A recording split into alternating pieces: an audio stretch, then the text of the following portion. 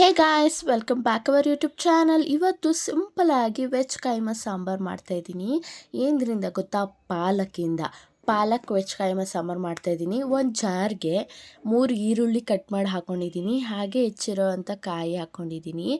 2 ಬೆಳ್ಳುಳ್ಳಿನ ಸಿಪ್ಪೆ ಸುಲಿದು ಹಾಕ್ಕೊಂಡಿದ್ದೀನಿ. 2 ಇಂಚು ಶುಂಠಿನೂ ಕೂಡ ಆ್ಯಡ್ ಮಾಡಿಕೊಂಡು ಅದಕ್ಕೆ 1 ಟೊಮೆಟೊನ ಹಾಕ್ಕೊಳ್ತಾ ಇದ್ದೀನಿ. ಜಾಸ್ತಿ ಟೊಮೆಟೊ ಹಾಕ್ಕೊಂಡ್ರೆ ಹುಳಿ ಹುಳಿ ಅನಿಸ್ಬಿಡುತ್ತೆ, ಅದಕ್ಕೆ 1 ಟೊಮೆಟೊ ಹಾಕ್ಕೊಂಡಿದ್ದೀನಿ.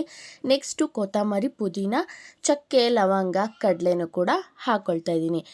ನೆಕ್ಸ್ಟ್ ನಾನು 3 ಟೇಬಲ್ ಸ್ಪೂನ್ ಆಗೋಷ್ಟು ಖಾರದ ಪುಡಿ ಹಾಕ್ಕೊಳ್ತಾ ಇದ್ದೀನಿ. ನಿಮಗೆ ಖಾರ ಎಷ್ಟು ಬೇಕೋ ಅಷ್ಟು ನೋಡಿ ಹಾಕ್ಕೊಳ್ಳಿ. ಸೊ ಅದೇ ನೀರು ಹಾಕ್ಕೊಂಡು ನೈಸಾಗಿ ಗ್ರೈಂಡ್ ಮಾಡ್ಕೊಳ್ತಾ ಇದ್ದೀನಿ. ನೋಡಿ, ಈ ಥರ ಗ್ರೈಂಡ್ ಮಾಡಿಕೊಂಡ್ರೆ ಸಾಕು. ನೆಕ್ಸ್ಟು ಈ ಥರ ಚಿಕ್ಕದಾಗಿ ಪಾಲಕ್ನ 1 ಕಟ್ ಪಾಲಕ್ ತೊಗೊಂಡಿದ್ದೀನಿ. ಈ ಥರ ಚಿಕ್ಕದಾಗಿ ಹೆಚ್ಚಿ ಕಟ್ ಮಾಡಿ ನೀರೆಲ್ಲ ಸೋರಿಸಿ ಇಟ್ಕೊಂಡಿದ್ದೀನಿ. ಅದಕ್ಕೆ ನಾನು ಖಾರದ ಪುಡಿ ಒಂದು 3 ಟೇಬಲ್ ಸ್ಪೂನ್ ಆಗುವಷ್ಟದ್ದು ರುಬ್ಬಿದ್ವಲ್ಲ ಆ ಮಸಾಲೆನ ಸೇರಿಸ್ಕೊಂಡು ಸಾಲ್ಟ್ ಹಾಕ್ಕೊಂಡು, ನೆಕ್ಸ್ಟು ಕಡಲೆನ ಪುಡಿ ಮಾಡಿ ಇಟ್ಕೊಂಡಿದ್ದೆ ಮುಂಚೆನೇ, ಅದನ್ನು ಹಾಕ್ಕೊಂಡು ಕ್ಲೀನಾಗಿ ಮಿಕ್ಸ್ ಮಾಡ್ಕೊಳ್ತಾ ಬರ್ತೀನಿ. ಕಡಲೆ ಪುಡಿ ಮಾಡ್ಕೊಂಡಿರ್ತೀರಲ್ಲ, ಮುಂಚೆನೇ ಎಲ್ಲನೂ ಹಾಕ್ಕೊಬೇಡಿ, ಸ್ವಲ್ಪನೇ ಹಾಕ್ಕೊಳ್ತಾ ಬನ್ನಿ. ನೋಡಿ, ಅದಕ್ಕೆ ಬರಬೇಕದು. ಈ ಥರ ಬರೋವರೆಗೂ ಕಡಲೆ ಹಸಿಟ್ಟನ್ನ ಹಾಕ್ಕೊಳ್ತಾ ಬನ್ನಿ. ಸೊ ಈ ಥರ ಉಂಡೆ ಕಟ್ಟೋ ಥರ ಬಂದರೆ ಸಾಂಬಾರ್ಗೆ ಹಾಕಿದಾಗ ಉಂಡೆಗಳು ಒಡ್ಕೊಳ್ಳೋದಿಲ್ಲ, ಹಾಗೆ ಇರುತ್ತೆ, ಚೆನ್ನಾಗಿರುತ್ತೆ. ನಾನು 1 ಕಟ್ ಪಾಲಕ್ನ ತೊಗೊಂಡಿದ್ದೆ, ಒಂದು 16 ಉಂಡೆಗಳಾಯಿತು. ಸೊ ಇವಾಗ ಒಗ್ಗರಣೆ ಹಾಕ್ಕೊಂಬಿಡೋಣ. ಒಂದು ಕಡಾಯಿಗೆ ಎಣ್ಣೆ ಹಾಕ್ಕೊಳ್ತಾ ಇದ್ದೀನಿ. ಸ್ವಲ್ಪ ಜಾಸ್ತಿ ಎಣ್ಣೆನೇ ಇರಲಿ, ಯಾಕಂದರೆ ಮಸಾಲೆ ಐಟಮ್ ಅಲ್ವಾ. ಸ್ವಲ್ಪ ಮಸಾಲೆ ಎಣ್ಣೆಲಿದ್ದರೆ ಫ್ರೈ ಮಾಡಿದಾಗ ಚೆನ್ನಾಗಿರುತ್ತೆ ಟೇಸ್ಟು. ಅದಾದಮೇಲೆ ಒಂದು ಚಿಕ್ಕದಾಗಿ ಹೆಚ್ಚಿಕೊಂಡಿರೋವಂಥ ಈರುಳ್ಳಿನ ಹಾಕ್ಕೊಂಡು ಬ್ರೌನ್ ಕಲರ್ ಆಗೋವರೆಗೂ ಫ್ರೈ ಮಾಡಿಕೊಂಡೆ.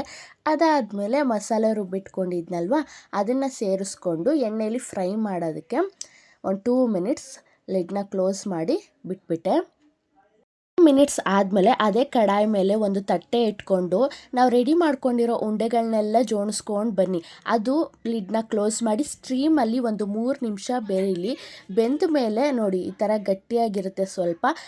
ಈ ಥರ ಸ್ಟ್ರೀಮಲ್ಲಿ ಬೇಯಿಸ್ಕೊಳ್ಳೋದ್ರಿಂದ ಸಾಂಬಾರ್ಗೆ ಹಾಕಿದಾಗ ಉಂಡೆಗಳು ಯಾವುದೇ ಕಾರಣಕ್ಕೂ ಒಡ್ಕೊಳ್ಳೋದಿಲ್ಲ. ನೋಡಿ, ಇವಾಗ ಎಷ್ಟು ಚೆನ್ನಾಗಿ ಮಸಾಲೆ ಬೆಂದಿದೆ ಅಂತ ಗೊತ್ತಾಗ್ತಾ ಇದೆ. ಎಣ್ಣೆ ಎಲ್ಲ ತೇಲ್ತಾ ಇದೆ. ಹಾಗೆ ತೇಲ್ಕೊಂಡು ಬಂದರೆ ಮಸಾಲೆ ಕರೆಕ್ಟಾಗಿದೆ ಅಂತ ಅರ್ಥ. ಸೊ ರುಚಿಗೆ ತಕ್ಕಷ್ಟು ಉಪ್ಪನ್ನ ಹಾಕ್ಕೊಳ್ತಾ ಇದ್ದೀನಿ.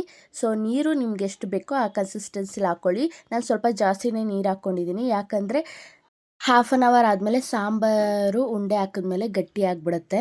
ಅದಕ್ಕೋಸ್ಕರ ಸ್ವಲ್ಪ ನೀರು ಜಾಸ್ತಿ ಹಾಕ್ಕೊಂಡಿದ್ದೀನಿ. ಇವಾಗ ಉಂಡೆಗಳೆಲ್ಲ ಹಾಕಿದ್ದೀನಿ. ಒಂದು 3 ನಿಮಿಷ ಲಿಡ್ನ ಕ್ಲೋಸ್ ಮಾಡಿ ಲೋ ಫ್ಲೇಮಲ್ಲೇ ಬೇಯಿಸ್ಕೊಂಡಿದ್ದೀನಿ. ನೋಡಿ, ಯಾವುದು ಉಂಡೆಗಳು ಒಡ್ಕೊಂಡಿಲ್ಲ, ಚೆನ್ನಾಗಿ ಬಂದಿದೆ, ತುಂಬ ಟೇಸ್ಟಿಯಾಗಿರುತ್ತೆ. ಮಕ್ಕಳುಗಳು ಸೊಪ್ಪು ತಿನ್ನಲ್ಲ ಅಂತಾರಲ್ಲ, ಅವ್ರಿಗೆ ಮಾಡಿಕೊಡಿ, ತುಂಬ ಟೇಸ್ಟಿಯಾಗಿರುತ್ತೆ. ಹಾಗೆ ಇದು ಮುದ್ದೆ, ಚಪಾತಿ, ದೋಸೆಗಳಿಗೆ, ಪೂರಿಗೆ ಸಖತ್ ಕಾಂಬಿನೇಷನ್. ಈ ವಿಡಿಯೋ ಇಷ್ಟ ಆದರೆ ಲೈಕ್, ಶೇರ್, ಕಮೆಂಟ್ ಮಾಡಿ ಆ್ಯಂಡ್ ನಮ್ಮ ಚಾನಲ್ನ ಸಬ್ಸ್ಕ್ರೈಬ್ ಮಾಡ್ಕೊಳ್ಳಿ.